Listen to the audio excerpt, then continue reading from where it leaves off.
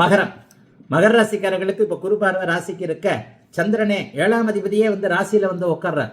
Super. மனைவியால லாபம், காதலியால் லாபம், பெண்களால் லாபம் என்கின்ற எதிர்பாலினத்தவர்.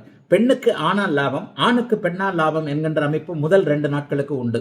ராசி சுபத்துவத்தை அடைகிறது. ராசியில 7ஆம் அதிபதி நச்சுன்னு உட்கார்றார். 7ஆம் இடத்தில் இருக்கக்கூடிய செவ்வாயை அவர் சாந்தப்படுத்துகிறார். அப்ப லாபாதிபதியும் 7ஆம் அதிபதியும் ஒருவருக்கொருவர் தொடர்பு கொள்ளுகின்ற அமைப்புல மனைவியின் பெயரால் தொழில் வைத்துக் கொண்டிருக்கக்கூடியவர்கள் லாபத்தினை அடையக்கூடிய நல்ல வாரம் இந்த வாரம். முதல் 2 நாட்கள் நல்லா இருக்கும். முதல் 2 நாட்கள் தொட்டது துளங்கக்கூடிய யோக வாரம். ராசியில சந்திரன் வலுத்து உட்கார்ந்தார்னாலே தேவை தான்.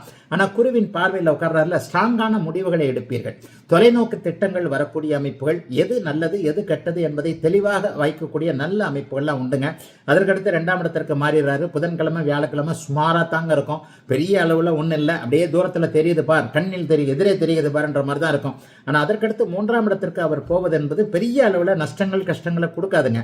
சனிராகுவோடு அவர் சேர்ந்தாலும் கிரகண தோஷத்தில் இருந்தாலும் கூட ஒரு நிலையில 3ஆம் அதிபதி ஓரளவுக்கு 3ஆம் இடத்துல சந்திரன் இருக்கிறது பெரிய வலிமையான ஒரு அமைப்பு. உச்ச சுக்கிரனால அவர் பாதுகாக்கப்படுகிறார். ராசியை குறிப்பார்ப்பதனால மகர ராசிக்காரர்களுக்கு இப்போது சோதனைகள் இல்லை. 7.5 சனி எல்லாம் கண்டிப்பா முடிஞ்சிருச்சு. கொஞ்சம் கோபம் மட்டும் அடக்கி வைங்க. ஏன்னா அந்த சனி செவ்வாய் 7ஆம் இடத்துல நீச்சனாகின்ற அமைப்புல வரைக்கும் கொஞ்சம் கோபங்கள் டப்பு டிப்புன்னு வரும். என்ன அப்படின்னு சொன்னா, நான் ஒன்னு சொன்னா இவர் ஒன்னு செய்யறாரு, நான் ஒன்னு நினைக்க இப்படி ஒன்னு நடக்குதே என்கின்ற மாதிரியான ஒரு சூழ்நிலைகள்ல இப்போது மகர ராசிக்காரர்கள் ஜூன் மாதம் 6ஆம் தேதி வரைக்கும் மாட்டுவீங்க. அது வரைக்கும் அங்கே நீச்சனாகவே இருப்பார் அவர் செவ்வாய். நீச்ச செவ்வாயை தவிர்த்து நல்லது படிப்படியாக தாங்க நடக்கும். என்னங்க இப்பதான் ஜென்ம 7.5 சனி முடிஞ்சிருச்சு, ஆகா ஓகம், நீங்க இப்ப திருப்பி என்னமோ பேசுறீங்க, ஜூன் மாசம் வரைக்கும் எழுதிட்டு போறீங்க அப்படின்னா, உண்மையிலேயே கிரகங்கள் மெதுமெதுவாகத்தான் அப்படியே நல்லதுகளை முன்னேற்றத்தை தர ஆரம்பிக்கும் தவிர டக்குன்னு எடுத்தேன் கவிழ்த்தேன் எதுவும் நடந்துராதுங்க. ஆனாலும் மகர ராசிக்காரர்களுக்கு சோதனைகள் இல்லாத நல்ல வாரம் தான் இந்த வாரம்.